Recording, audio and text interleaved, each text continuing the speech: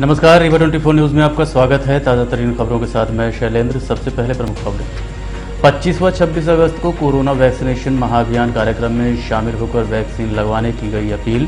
घर से निकले 2 दोस्त में एक मिला, एक का लापता। डभौरा सरकारी बैंक घोटाले में आरोपियों का ट्रायल शुरू और अवैध अतिक्रमण पर चला शासन का बुलडोजर। खबरें विस्तार से।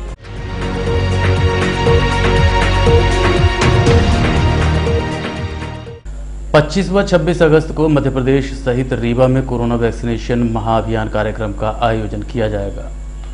प्रदेश के मुख्यमंत्री शिवराज सिंह चौहान के निर्देश पर मध्य प्रदेश के समस्त जिलों सहित रीवा में भी 25 व 26 अगस्त को कोरोना वैक्सीनेशन महाअभियान का कार्यक्रम आयोजन किया जाना है, जिसको दृष्टिगत रखते हुए Rewa commissioner Anil Suchari, basketball coach Rakesh Singh, medical college dean Manoj Indulkar सहित खाद्य नागरिक आपूर्ति एवं उपभोक्ता संरक्षण तथा प्रभारी मंत्री विसाहू लाल सिंह ने लोगों से अपील की है कि 25 व 26 अगस्त को अपने नज़दीकी सेंटर पर जाकर कोविड वैक्सीन अवश्य लगवाएं।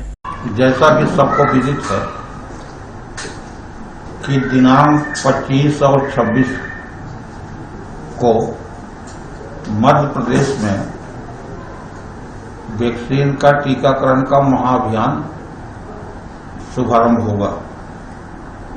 हमारी सरकार की माननीय मुख्यमंत्री जी की सर्वोच्च प्राथमिकता है कि कोरोना जैसे बीमारी से निजात पाने के लिए 25 तारीख को सभी प्रदेश के भाई बहनों से निवेदन है कि वैक्सीन का प्रथम डोज लगाएं और दिनांक 26 को जिन भाई बहनों ने प्रथम डोज लगा चुका है वो दूसरी डोज लगाने के लिए प्रत्येक वैक्सीन सेंटर पर पहुंचे।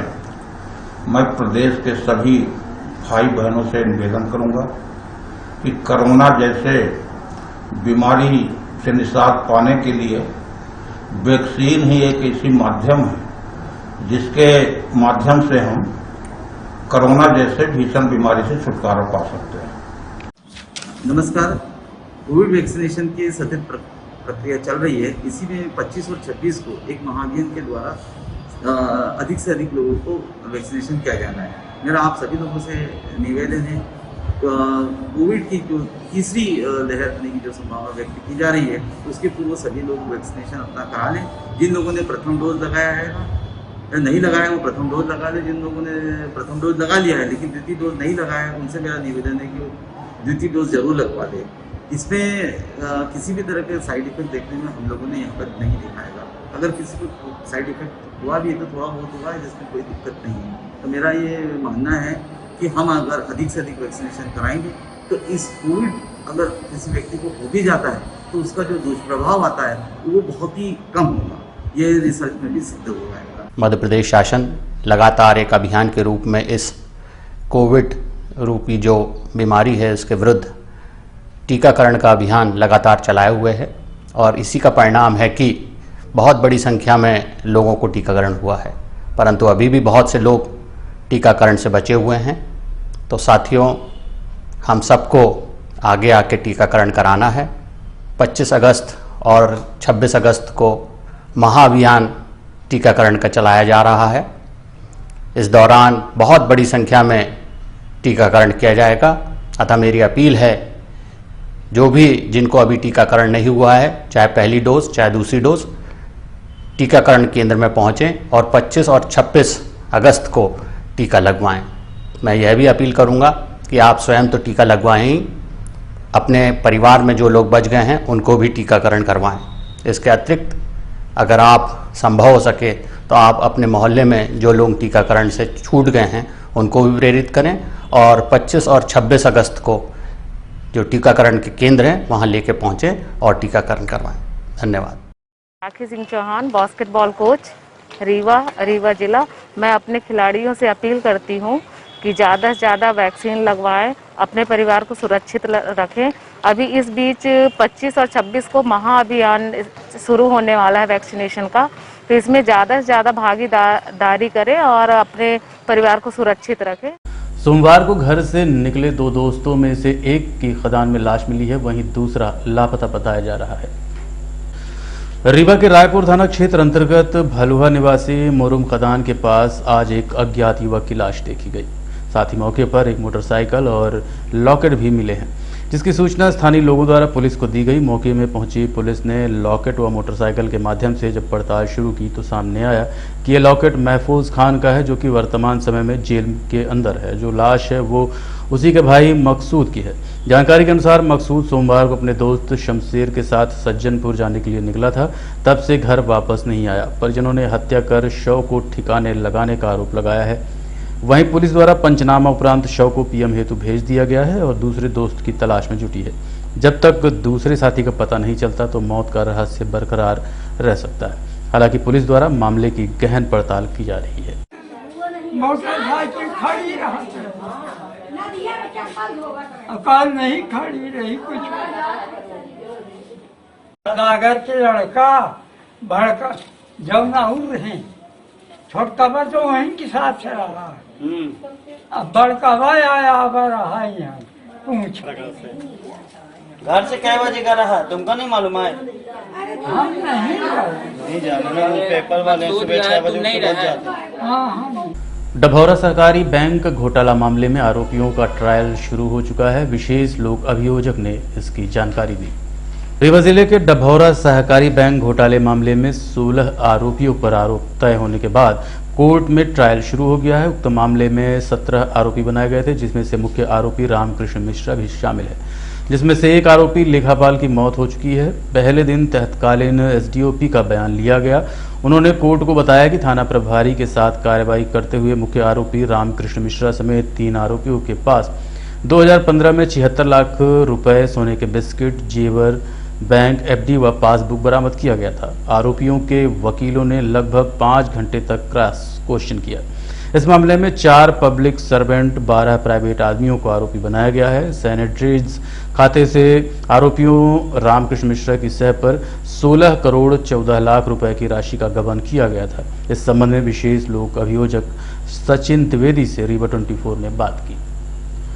इसमें हुआ क्या था कि रामकृष्ण मिश्रा थे, ये डभौरा बैंक में लिपिक के पद पर पदस्थ थे। तो पहले तो इन्होंने क्या किया कि लिपिक के पद पर इनको बनाया गया मैनेजर डभौरा बैंक का। जब इनको मैनेजर बनाया गया उसी समय कंप्यूटरीकृत किया जा रहा था, कोऑपरेटिव बैंक को कंप्यूटरीकृत किया जा रहा था।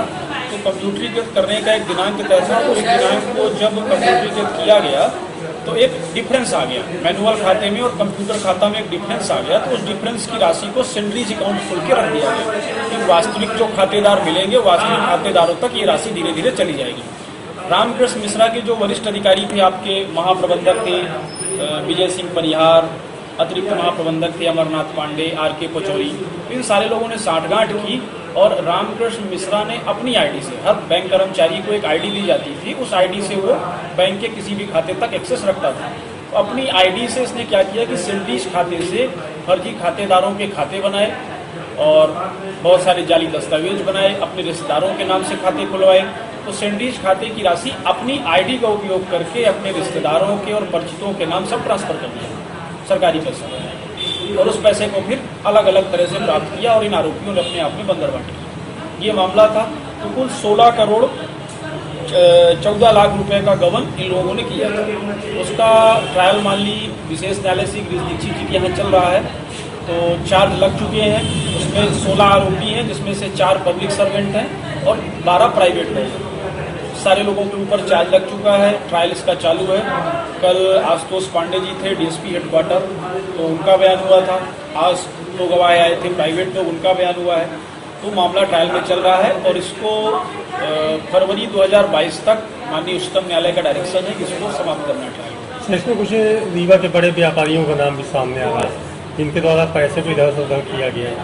होता क्या था कि इसमें जैसे बहुत सारे लोग हैं, जैसे आपके आशीष गुप्ता है, अमर सिंह है, राजेश सिंह है, जय सिंह है। तो ये सब क्या करते थे कि जो सैंडविच का खाता, सैंडविच खाते से पैसा रामकृष्ण इनके खाते में भेज देता था और फिर ये इसकी एफडी बनवाते थे और मार्केट में उस पैसे को चला देते थे। तो कई सारे व्यापारी इसमें हैं, पेट्रोल पंप के व्यापारी हैं, एक्साइज के ठेकेदार हैं, कुछ व्यापारी भी इसमें शामिल हैं। अवैध अतिक्रमण के खिलाफ प्रशासन का चला बुलडोजर। बिछिया थाना क्षेत्र का मामला। रीवा के बिछिया थाना क्षेत्र अंतर्गत नए पीटीएस आवास के पास ही पीडब्ल्यूडी के मकान बने हुए हैं, जो कि अधिकांश जर्जर हो चुके हैं, जिस पर कब्जा करते हुए अतिक्रमणकारियों द्वारा उसी भूमि पर मकान निर्माण करवाकर किराए से संचालित किए जा रहे थे। इन अतिक्रमणकारियों द्वारा इस प्रकार से जमीन में निर्माण कराया गया था कि कॉलोनी में रहने वाले आयुर्वेद कर्मचारियों के शौचालय की पानी निकासी पूर्ण रूप से बाधित हो चुकी थी।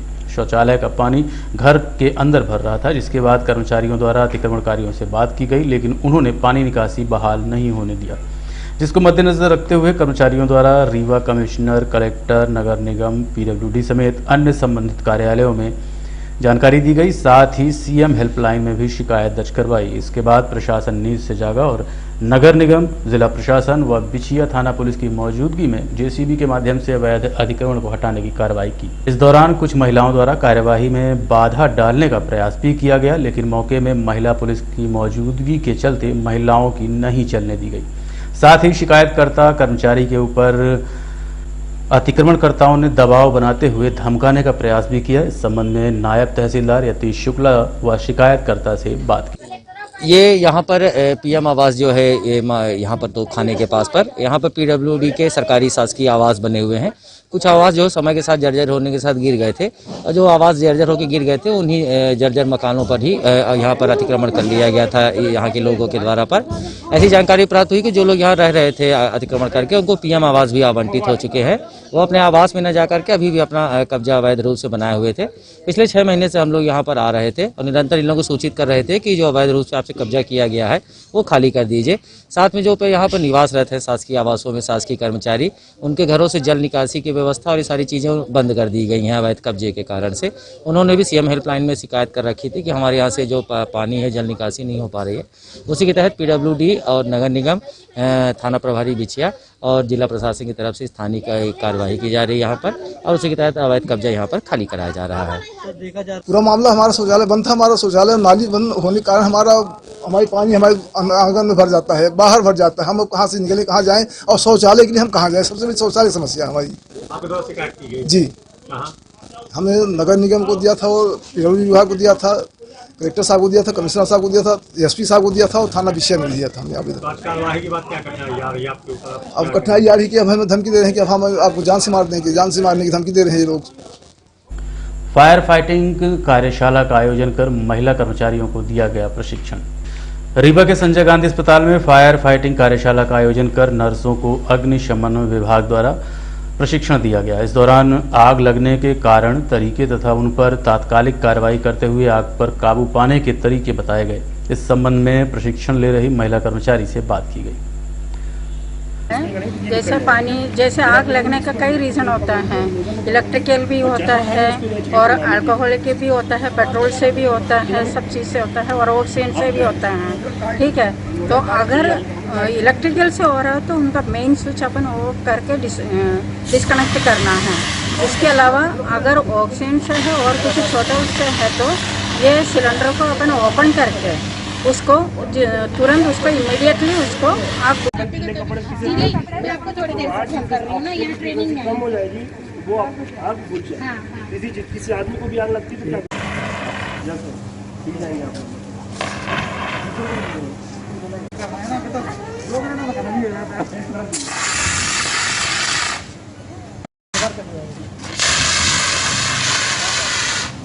देखते रहिए रीवा 24 न्यूज। मिलते हैं छोटे से ब्रेक के बाद।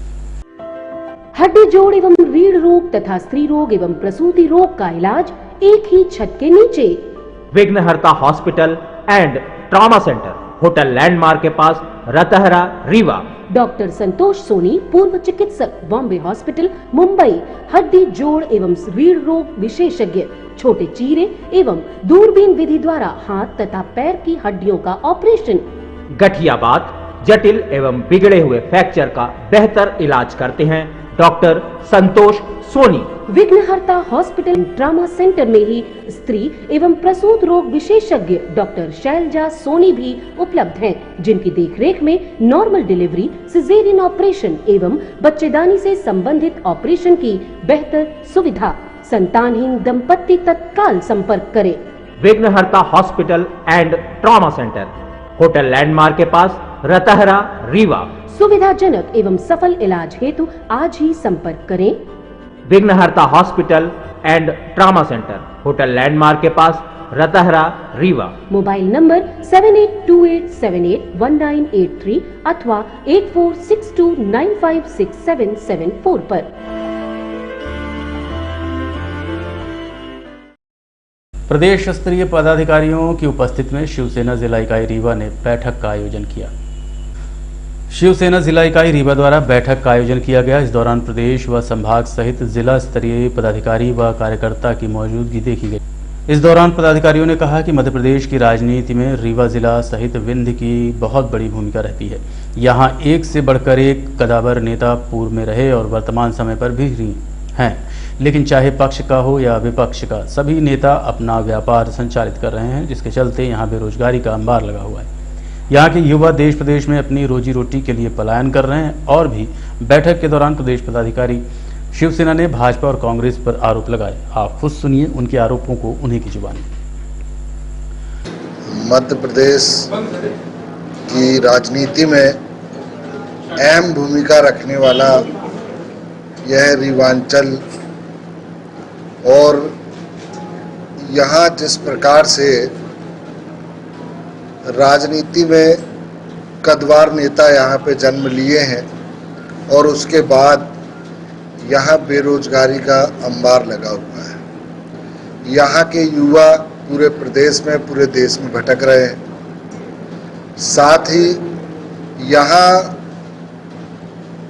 विकास की दृष्टि से उद्योगपतियों ने उद्योग तो लगाए, लेकिन यहाँ संसाधनों की कमी के कारण और नए उद्योग स्थापित नहीं हो पा रहे हैं, और ना ही यहाँ कहीं विकास देखने मिल रहा है।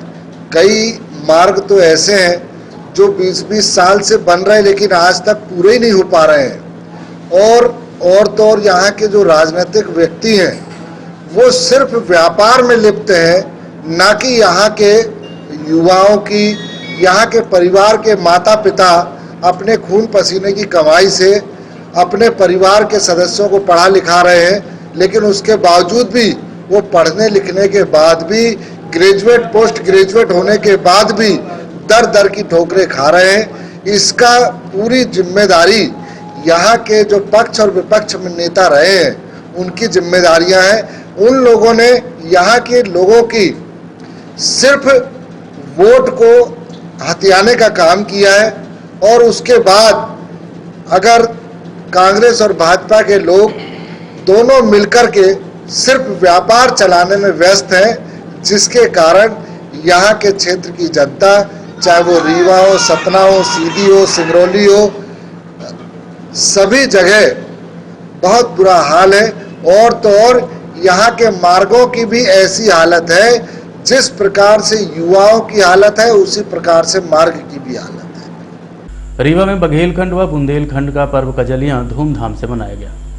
रक्षाबंधन के दूसरे दिन मध्य प्रदेश के बघेलखंड व बुंदेलखंड में कजलियां पर्व मनाया जाता है, जिसमें जौ या गेहूं के छोटे छोटे पेड़ एक दूसरे के कान में डालकर आपसी मिलन करने की परंपरा है। ये कजलियां किसानों के घरों की महिलाएं व लड़कियां नागपंचमी के दूसरे दिन बांस के बर्तन में जौ या गेहूं मिट्टी डालकर बोती हैं, जिन्हें रक्षाबंधन के दूसरे दिन घर के पुरुषों के सुपुर्द करती हैं।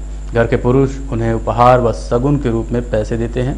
ऐसी मान्यता है कि इसके बाद आगामी होने वाली फसल का अनुमान लगाया जाता है। रीवा बांधवेस महाराजा वेंकट रमन ने कजलियां के दिन गोविंदगढ़ किला पहुंचकर भगवान रमा गोविंद जी देव की पूजा अर्चना कर क्षेत्र की जनता से कजलियां मिलन समारोह कार्यक्रम का आयोजन किया जाता रहा। इस 200 साल पुरानी परंपरा को कायम रखते हुए वर्तमान रीवा महाराज व पूर्व मंत्री पुष्पराज सिंह भी गोविंदगढ़ पहुंचे और पूजा अर्चना की और कजलियां मिलन समारोह कार्यक्रम आयोजित किया, जिसमें भारी संख्या में लोगों की उपस्थिति देखी गई। वहीं युवा एकता परिषद जिला इकाई रीवा ने कजलियां पर्व के अवसर पर संरक्षक सचिन शर्मा के नेतृत्व में माखनलाल चतुर्वेदी राष्ट्रीय पत्रकारिता विश्वविद्यालय परिसर पर वृक्षारोपण किया। इसके साथ साथ कांग्रेस नेत्री कविता पांडे अनंतपुर हनुमान मंदिर में कजलियां पर्व अन्य महिला पदाधिकारियों व कार्यकर्ताओं के साथ मनाते नजर आईं। इस दौरान हिंदुली, कजरी और झूला गीत गाकर इस पर्व को मनाया गया। खजुलैया महोत्सव की आप सबको बहुत बहुत शुभकामनाएं। प्रेम, सौहार्द, आत्मीयता और एक दूसरे से मिलने मिलाने का यह दौर आप सबके जीवन में आनंद और खुशियाँ लेके आए। बहुत बहुत शुभकामनाएं।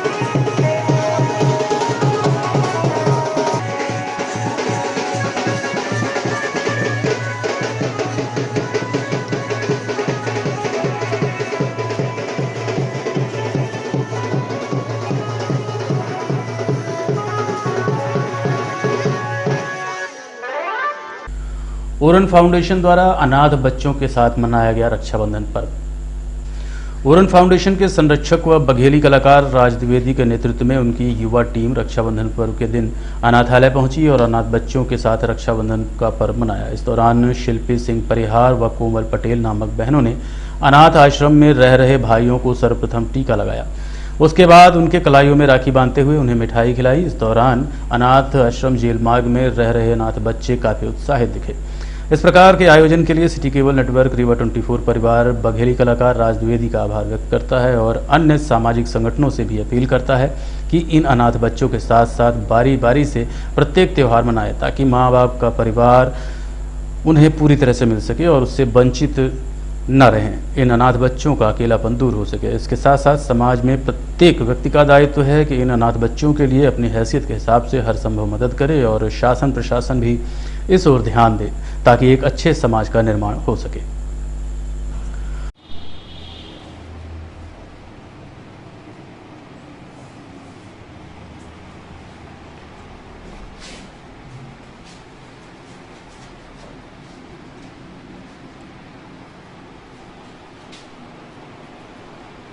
और अब चलने से पहले प्रमुख खबरें एक बार फिर। 25 व 26 अगस्त को कोरोना वैक्सीनेशन महाअभियान कार्यक्रम में शामिल होकर वैक्सीन लगवाने की गई अपील। घर से निकले 2 दोस्त में एक का मिला शव, एक लापता। डभौरा सहकारी बैंक घोटाले में आरोपियों का ट्रायल शुरू और अवैध अतिक्रमण पर चला शासन का बुलडोजर। आज के अंक में इतना ही। देखते रहिए रीवा 24 न्यूज़। नमस्कार।